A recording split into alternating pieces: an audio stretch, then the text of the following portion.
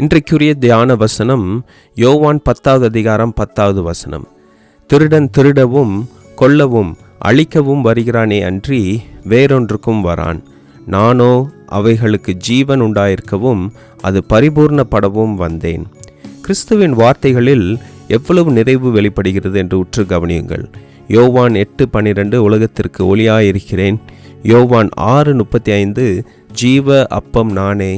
யோவான் 14:6 நானே வழியும் சத்தியமும் ஜீவனுமாயிருக்கிறேன்.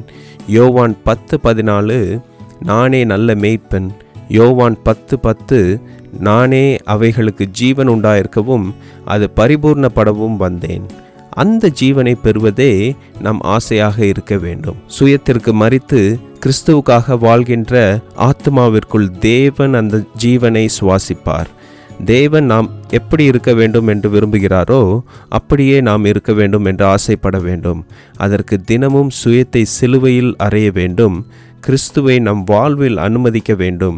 தேவன் கொடுத்த பணியை செய்ய நம்மை முழுமையாக அர்ப்பணிக்க வேண்டும். ஆமேன்.